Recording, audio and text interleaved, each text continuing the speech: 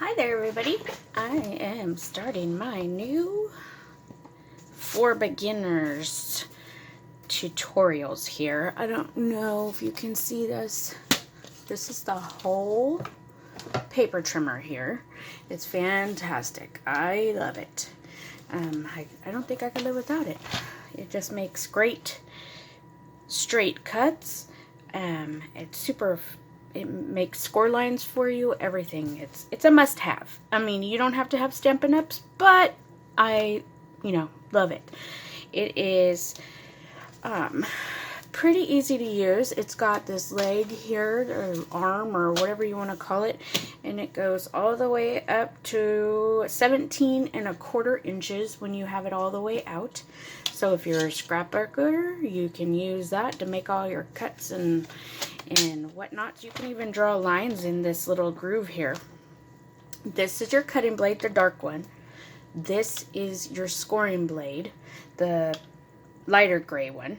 So I just keep them both together. You can actually take them out. They're really easy. Let me pull it back into view here.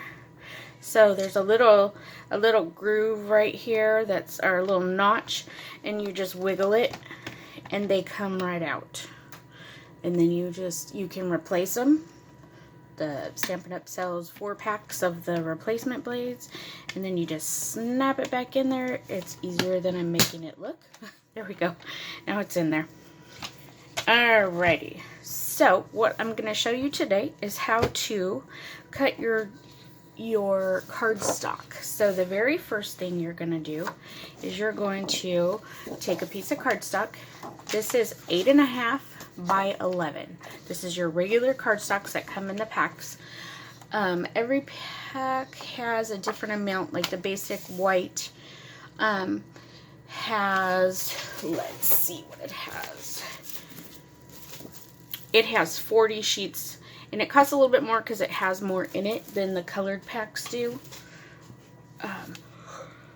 We'll get into that later. Right now I'm just going to show you how to cut it. So there's 2 ways to cut it. So you can cut it the long way on if you're going to cut it on the short side here, you're going to end up with the long pieces of paper. So if we're going to cut it on this one, this is 8.5, so you're going to cut it in half. So you're going to line it up with the 4¼ inch line right there.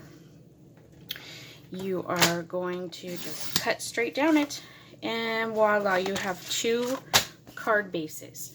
Now, this way, the long way, is 11. So you are just going to move that cutting blade out of the way because you don't want to cut it now. We want to score it at 5.5. So I like to put it above it and come back towards me and do it a couple of times. You pull that out and you fold away from where you just scored. Ta-da! You have a card base. Now, this is called a bone folder. I got mine when I became a qualified recruit from my lovely upline Wendy. She is the leader of the Lovely Stampers, and she had these engraved for us. So when we earn certain achievements, she does stuff like that. Alright, so then I just use the bone folder to make sure that it's nice and tight. Now, you can open it this way, or you can open it this way. Whichever way you want to do. Okay, so there's one. Now, this way, we're going to cut this one. Let's make sure we have one piece. We're going to cut this one on the long way. So this time we're going to cut it at 5.5. So this is the one I use most of the time just because it's easier to store the short pieces as opposed to the long pieces. Because I cut them and I have them in a little bin over to the side, and then I have them ready. I just grab them out. So we're at 5.5. We're just going to cut it straight down. That's that. You got 2 more card bases. Now we're going to take this one. Now we're going to go, now it's the long side, but it's actually the 8.5 side. So we're going to score it at 4¼ Move that blade out of the way. And you just go like that. Pull it out. And you bit fold it right on that score line. So if you see any of my instructions that say score and fold at 4 1/4, that's what I mean, because this is my main card base that I usually use. So that is the easiest way to make your card bases. Now, to make your layering, it's super easy because you know that this half of 8 1/2 is 4 1/4. So you just cut it in half again, and now you have 2 front.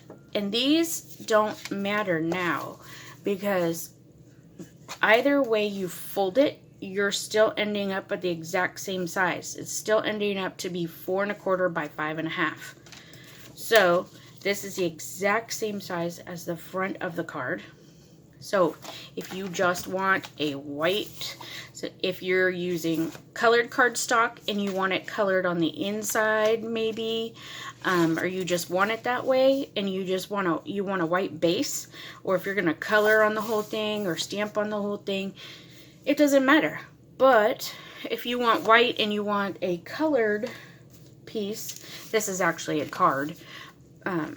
It's not just a front, it's an actual. Here, let me just show you. So this one's blue. So if I wanted a white one, but I wanted a little bit of interest, you know, when you're looking at it, you can see the blue. And then if you were to open it up, I'll show you in a second how to make the layers so that it's smaller like this. But you can make a smaller layer for the inside, or oh, that's a smaller piece, sorry. So this is the exact same size as the card base. So now I have 2 of those. Actually, we're going to cut this one in half, and then it'll be the same. So this one we're doing at 5 1/2 because we have the 11-inch long piece. So we cut it in half. So now what we're going to do for each one of these, so we have 4 sheets.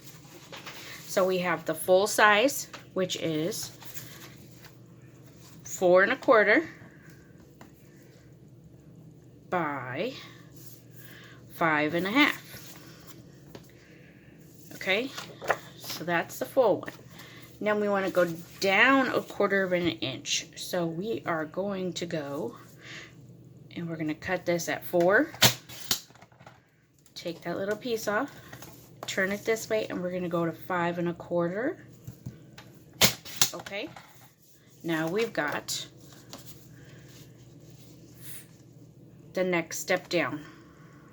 See how that's a nice little layer there? I don't know if you can see that, but that's the next one.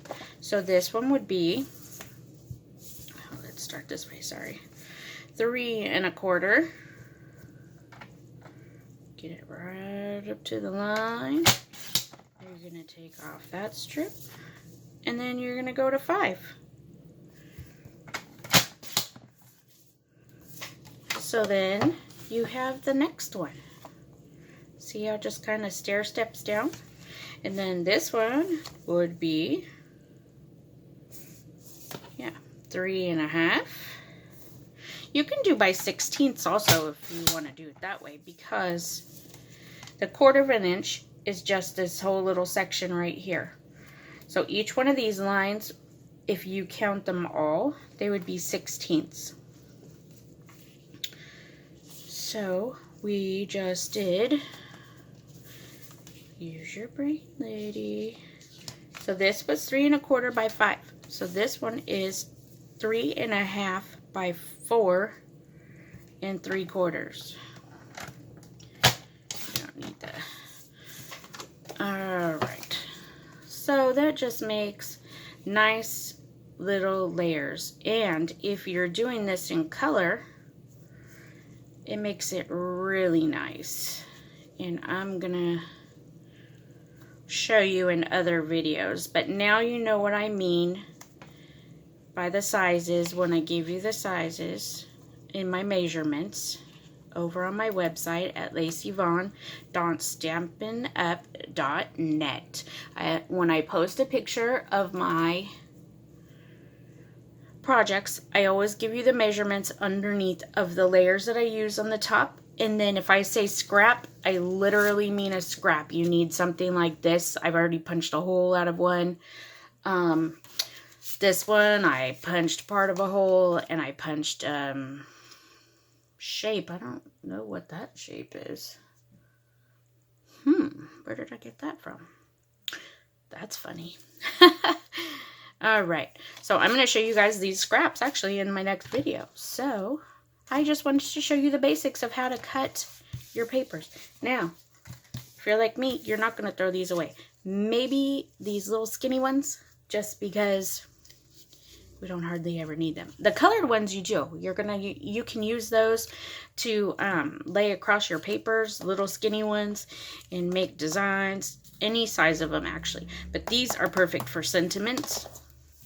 You could just stamp them, trim them, use a die cut if they're big enough. Even punches, if you have punches that punch small enough things, you can use those. I just keep these in a little bin over to the side, and then these are my scraps. I just pull them out whenever I need them.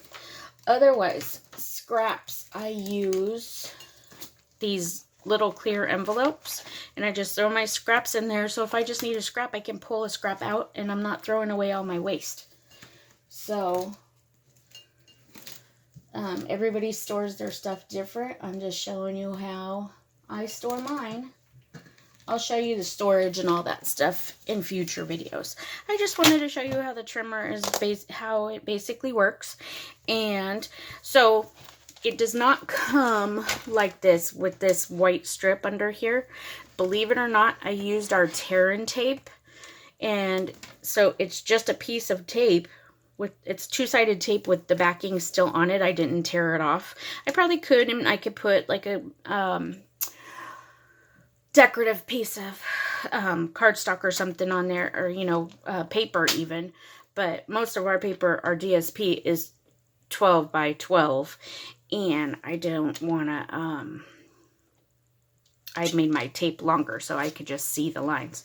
Anyways, this makes it easy if you're cutting something.